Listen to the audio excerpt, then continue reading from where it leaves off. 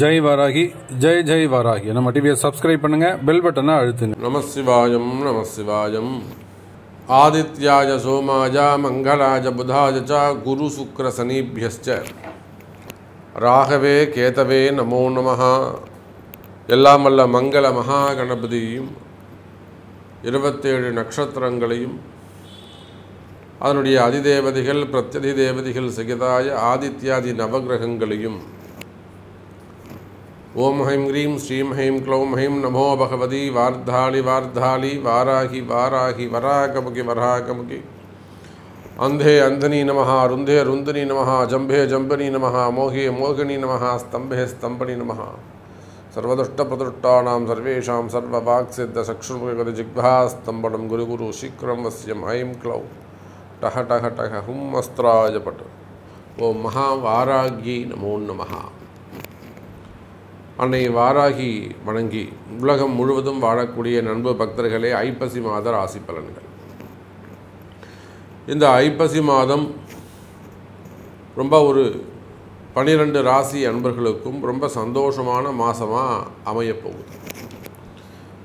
ஏன் அப்படின்னு கேட்டிங்கனாக்கா, பொதுவாக ஒரு 3-4 மாதமாக எல்லாருக்கும் பரவாயில்ல, ஒரு சௌரியமாக இருக்குது, ஒரு சின்ன டெவலப்மெண்ட் இருக்குதுங்க சாமி, ஓரளவுக்கு வளர்ச்சி இருக்குதுங்க சாமி.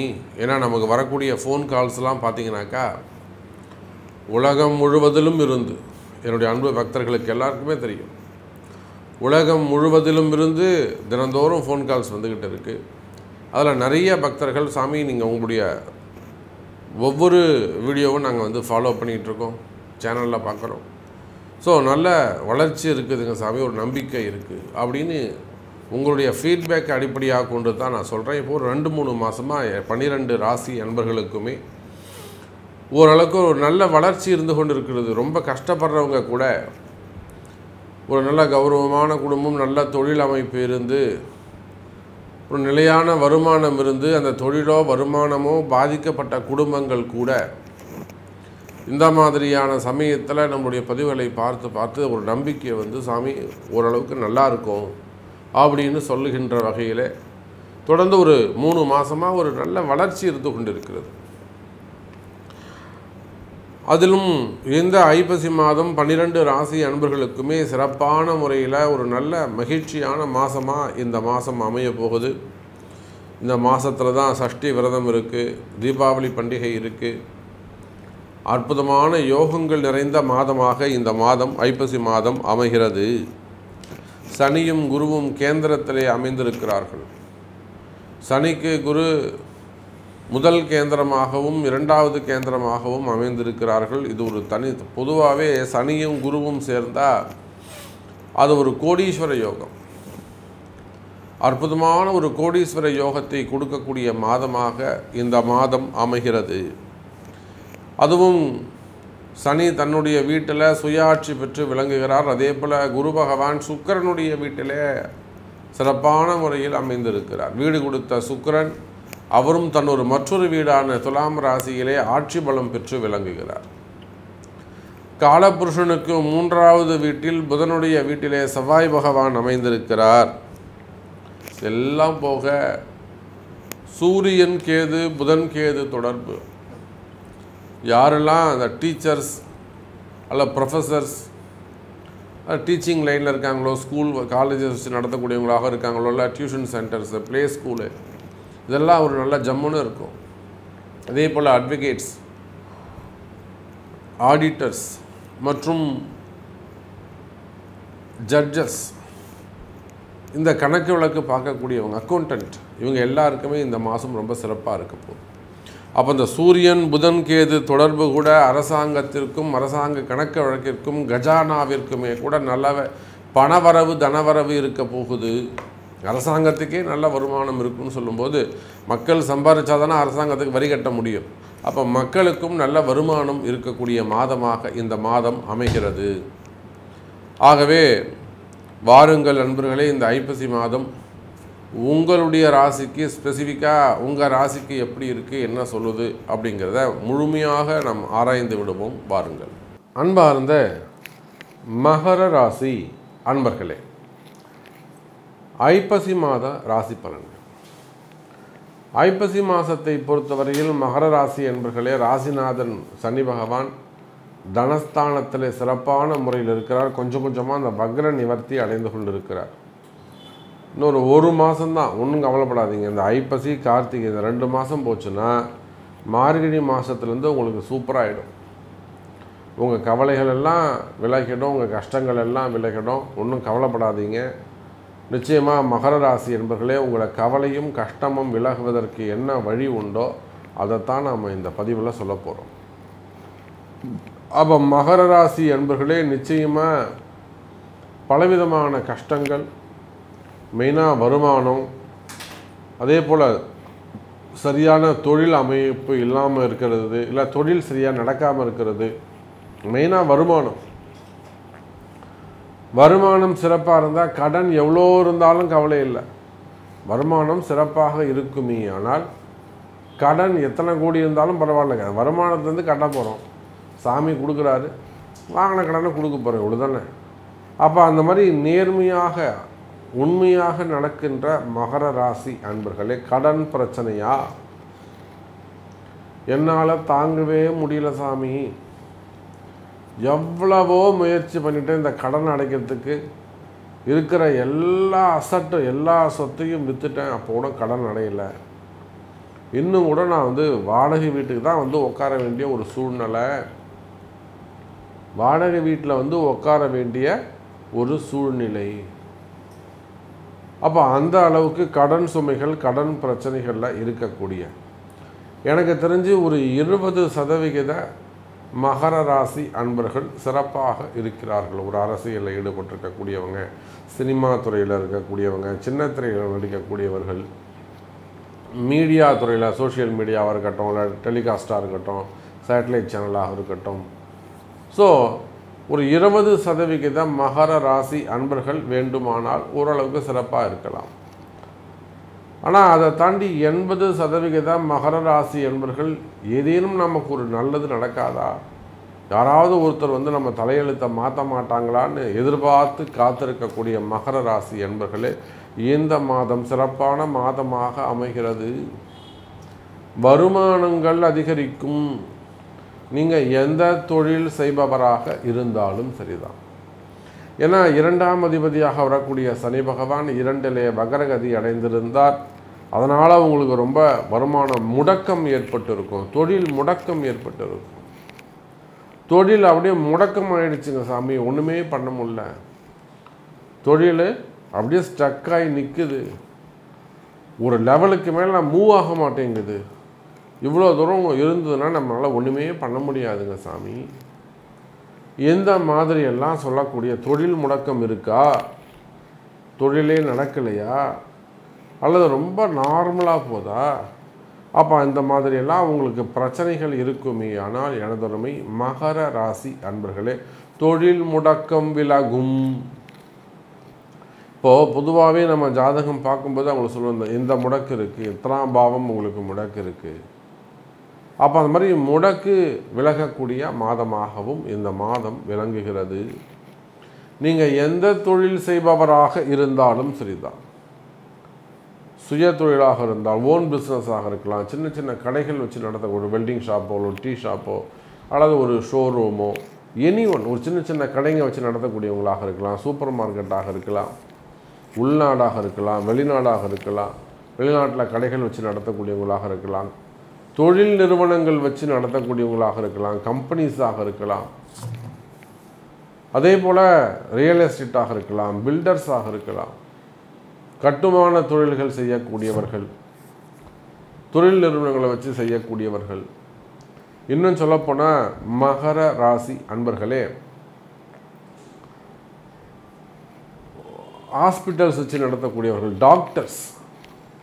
ஏன்னா இந்த மகர ராசிக்கு நம்ம கண்டிப்பாக அவங்கள சொல்லி ஆகணும். இப்போ நம்ம டச் பண்ணக்கூடிய அந்த நபர்கள் எல்லாம், இல்லை அந்த தொழில்கள் எல்லாம் அது கொஞ்சம் ஸ்ட்ரகிளிங்கில் இருக்குது, அப்படி இல்லைன்னா அவங்களுக்கு கொஞ்சம் பிரச்சனை இருக்குதுன்னு அர்த்தம்.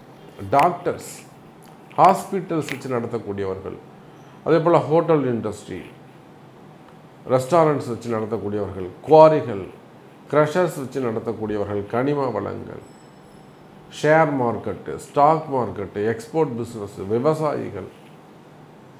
அப்போ இந்த மாதிரி நீங்கள் எந்த தொழில் செய்பவராக இருந்தாலும் சரி தான், தொழில்துறையை பொறுத்தவரையில், பிஸ்னஸை பொறுத்தவரையில் மகர ராசி அன்பர்களே இந்த மாதம் ஓரளவுக்கு வருமானம் வரக்கூடிய மாதமாக அமைகிறது.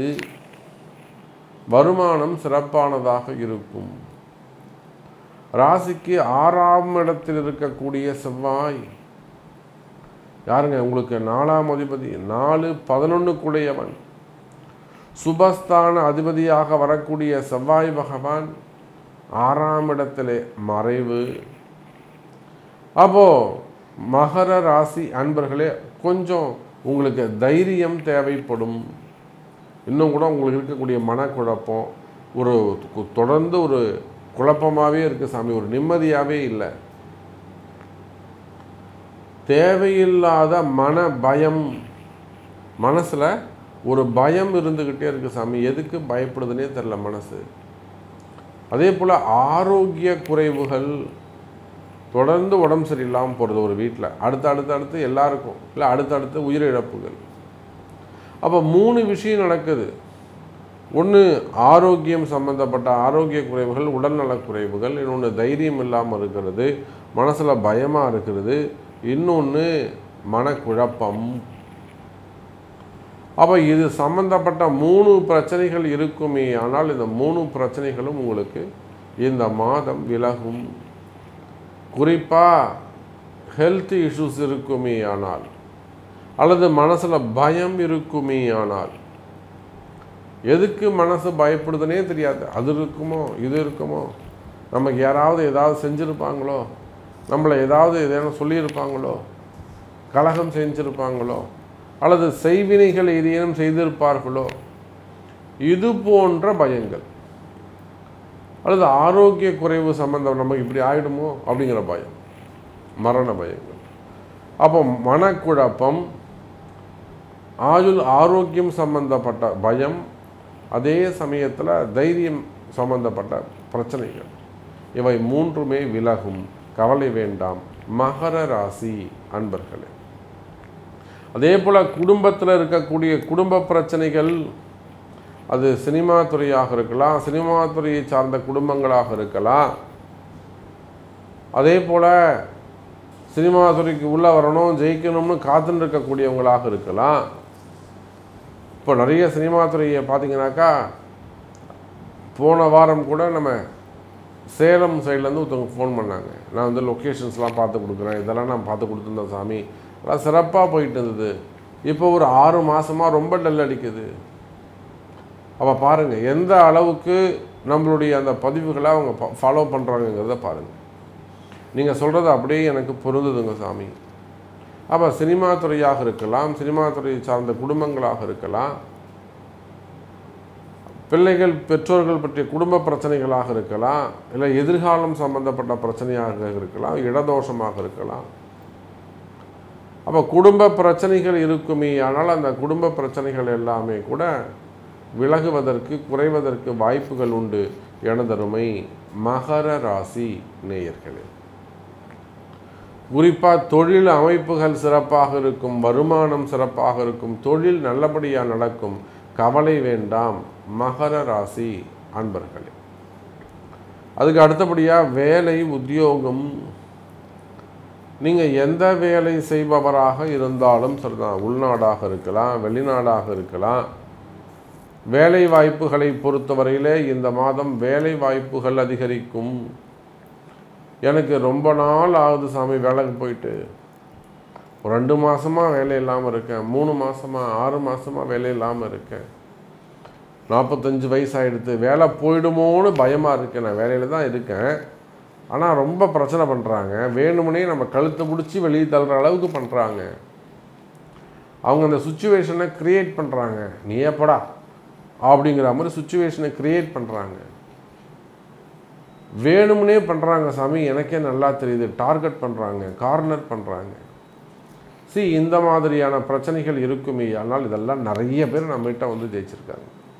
அப்போ வேலை செய்கிற இடத்துல பயமோ பிரச்சனையோ அல்லது வேலையே பிரச்சனையாக இருக்குமே. ஆனால் கவலை வேண்டாம். மகர ராசி அன்பர்களே, வேலையில் நீங்கள் ஜெயிக்கிறதுக்கு வாய்ப்புகள் உண்டு. அப்படி இல்லாட்டி அந்த வேலையை காப்பாற்றிக்கிறதுக்கு வாய்ப்புகள் உண்டு. அப்படி இல்லைனா நீங்கள் கவலைப்படாதீங்க சார், நீங்கள் வெளியில் வாங்க, உங்களுக்கு வேறு வேலை கிடைக்கும், நிச்சயமாக நீங்கள் ஜெயிக்கலாம் அப்படின்னு சொல்கிறதுக்கும் உங்கள் ஜாதகத்தில் வழிவகை இருக்கும். இப்போ இதெல்லாம் உங்கள் பிறப்பு ஜாதகம்தான் உறுதிப்படுத்தும். அதை வச்சு தான் நம்ம முடிவு செய்ய முடியும். ஆகவே வேலை வாய்ப்புகள் சிறப்பானதாக இருக்கும், உத்தியோகம் சிறப்பானதாக இருக்கும். அதே போல் வேலையில் இடமாற்றங்கள் இருக்கும், வேலையில் இடமாற்றங்கள் இருக்கும், ப்ரமோஷன்ஸ் இருக்கும், பதவி உயர்வுகள் கிடைக்கும். கவலை வேண்டாம் மகர ராசி அன்பர்களே. அதே போலத்தான் திருமண யோகங்கள் கைகூடும். முதல் திருமணம், இரண்டாவது திருமணம், தடைப்பட்ட திருமணம், தள்ளிப்போன திருமணம், வயோதிக திருமணங்கள், எப்படி பார்த்தாலும் திருமண யோகங்கள் கைகூடும். நல்ல முறையில், அற்புதமான முறையில் திருமணங்கள் நடைபெறும். ரொம்ப நாள் ஆகுது, 30 வயசு ஆகுது, 40 வயசு ஆகுது, பொண்ணுக்கே 42 வயசு ஆகுது. நிச்சயமாக கவலைப்படாதீங்க, இந்த மாதம் மாப்பிள்ளை யாருன்றது தெரிஞ்சிடும். அப்போ ஏன் இவ்வளோ நாள் ஆகியும் நான் போகாத கோவில் இல்லை, ஏற்றாத தெய்வம் இல்லை, செய்யாத பரிகாரம் இல்லை, எல்லாம் பாட்டு பாடுவாங்க. ஆனால் ஒரு குருமார்களையும் பின்பற்ற மாட்டாங்க. ஒரு குருவை தேர்ந்தெடுக்கணும், அவங்க சொல்கிறத கண்ணை மூடிட்டு செய்யணும். ஏற்ற இறக்கங்கள் இருந்தாலும், உங்கள் எண்ணங்களுக்கு எதிர்மறையாக இருந்தாலும் அந்த குரு என்ன சொல்கிறாரோ அதை செய்யணும். அப்போ தான் வாழ்க்கை அமையும். விட்டு கொடுக்கணும். அப்போ திருமண யோகங்கள் கைகூடும். பொதுவாக இந்த மாதம் வாழ்க்கை சிறப்பானதாகவும் மகிழ்ச்சியானதாகவும் இருக்கும் மகர ராசி அன்பர்களே. நம்ம நிறைய விஷயங்கள் பேசிகிட்டே போகலாம், அது ஒரு முடிவே இருக்காது. ஸோ உங்களுடைய கேள்விகள் என்ன, உங்களுக்கு என்ன நடக்கணும் அப்படிங்கிறத உங்களுடைய பிறப்பு ஜாதகத்தை கொண்டு தொடர்பு கொள்ளுங்கள் என்று தெரிவித்துக்கொண்டு மீண்டும் ஒரு அற்புதமான பதிவில் உங்களை சந்திக்கிறேன். நன்றி. நமச்சிவாயம். ஜெய் வாராகி. ஜெய் ஜெய் வாராகி.